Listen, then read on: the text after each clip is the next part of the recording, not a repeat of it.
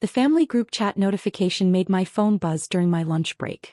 I already knew what it would say before opening it. Dad, family meeting tonight. 6 p.m. Important financial discussion. Maya, don't be late. I was never late. I was always there, checkbook ready. Excuses prepared for why I couldn't afford whatever they were about to demand. 29 years old and I still hadn't learned to say no to people who saw me as a walking ATM. I arrived at my parents' house at 5:55 p.m. My sister Vanessa's Range Rover sat in the driveway, gleaming white and freshly detailed. Her husband Derek's Porsche was parked beside it. Both vehicles I'd helped finance through emergency family loans that were never discussed again after the money transferred.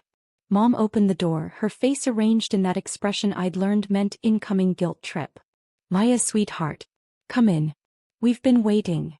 The living room looked like a financial intervention.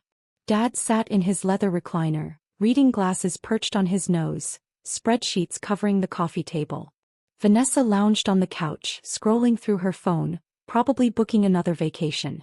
Derek stood by the window, arms crossed, wearing his usual expression of vague superiority.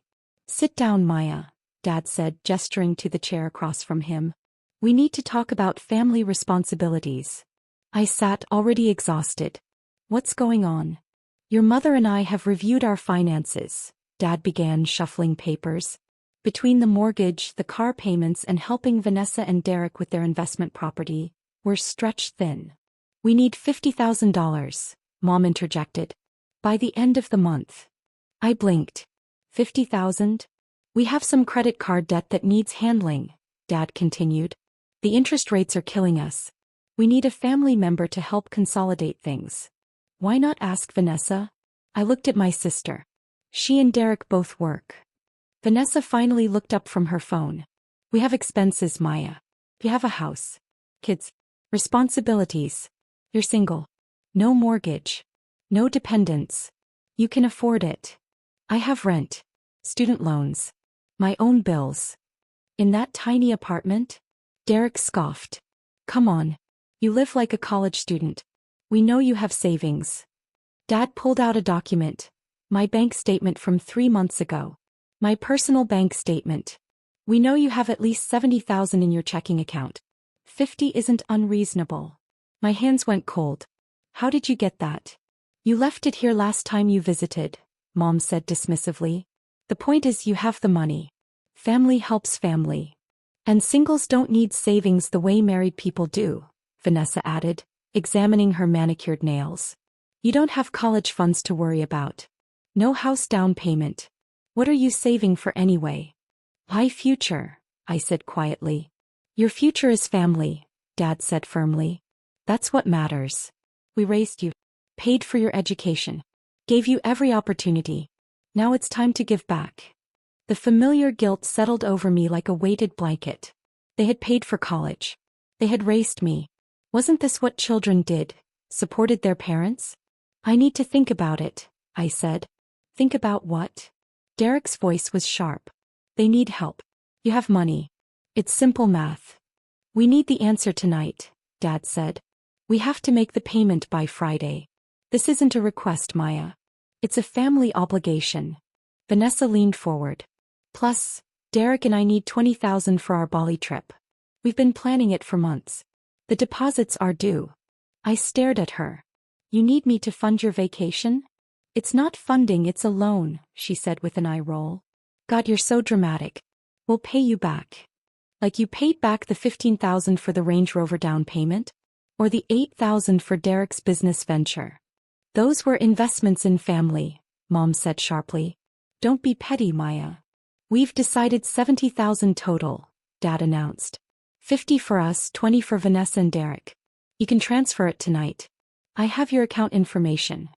Something in me snapped. Maybe it was the casual way he mentioned having my account information. Maybe it was Vanessa planning a Bali vacation while demanding my savings. Maybe it was 12 years of being the family bank finally catching up. No, I said. The room went silent. No. Dad repeated. What do you mean, no? I mean no. I'm not giving you $70,000. Vanessa's mouth dropped open. Are you serious right now? After everything Mom and Dad have done for you? After everything I've done for them, I corrected. I've been supporting this family since I graduated college. Car payments, credit card bills, emergency loans that were never emergencies. I've given you over $200,000 in 7 years. That's what family does. Mom's voice rose. We sacrifice for each other. But it's only me sacrificing, I said, standing. When do I get help? When does anyone ask what I need?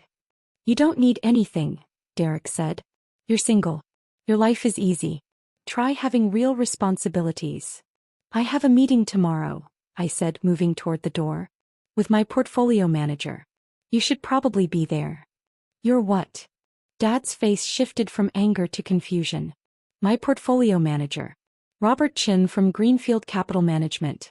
He asked me to bring my family to discuss some financial matters. 10 a.m. His office downtown. Suite 1200. Why would your portfolio manager want to meet us? Vanessa asked suspiciously. I guess you'll find out tomorrow, I said, opening the front door. Don't be late. He specifically requested everyone's presence. I left them sitting there, confused and angry. That night I called Robert.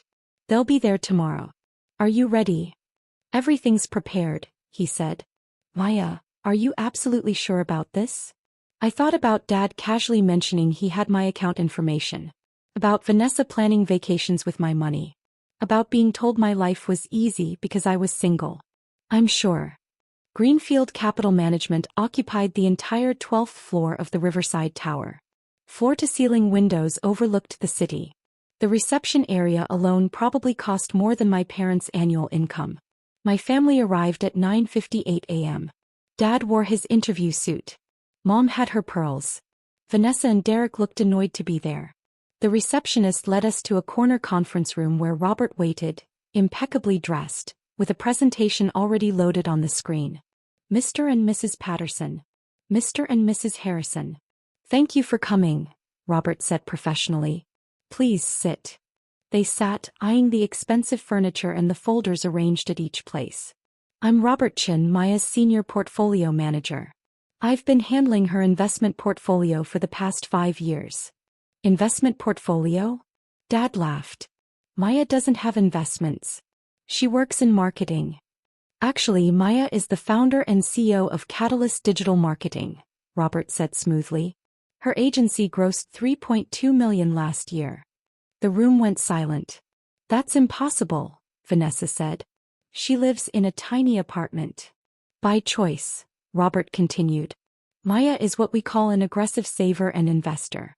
She owns that apartment building actually, along with 2 others in the downtown corridor. Mom's face had gone pale. She owns buildings? Robert opened the first folder. Maya's current investment portfolio is valued at approximately $4.7 million. Real estate holdings add another $2.1 million. Total net worth, $6.8 million.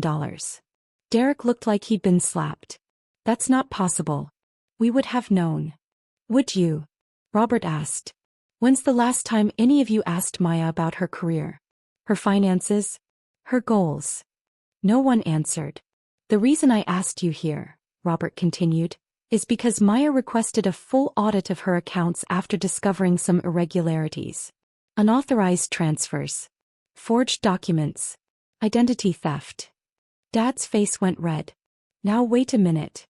Over the past 7 years, you've taken about $237,000 from Maya, Robert said, showing the papers.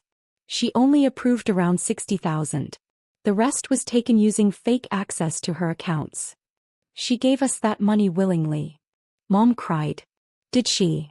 Robert pushed the papers forward. These records show you added your name to her savings account 4 years ago. Maya never signed for that. That's bank fraud.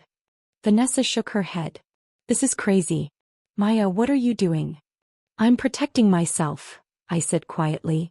Yesterday you told me single people don't need savings. You said my life is easy because I have no responsibilities.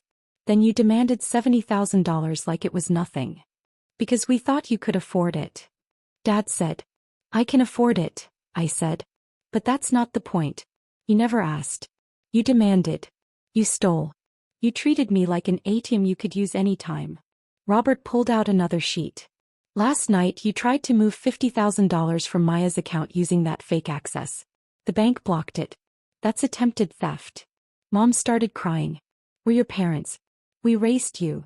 And I already paid you back $237,000, I said. The average cost to raise a child in America is $233,000. We're even. You can't put a price on family. Vanessa shouted. You already did, I said calmly. $70,000. 20 of it for your Bali trip. Derek stood up. This is bullshit. Vanessa, let's go. No, Robert said. You need to stay.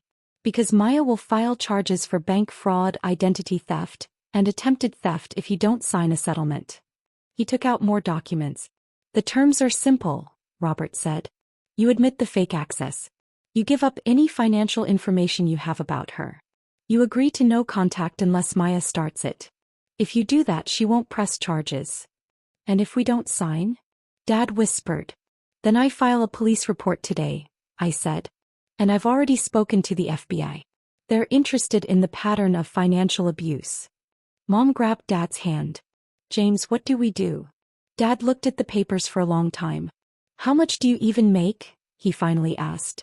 My agency salary is $400,000 a year, I said. My investments make another $200,000 to $300,000, depending on the market. Jesus, Derek muttered. Why didn't you tell us? Vanessa asked, sounding hurt now. Would it have mattered? I said. Would you have stopped using me? Or demanded even more? She looked away. Dad picked up the pen with shaking hands. Where do I sign? They all signed in silence. Robert watched each signature and gathered the papers.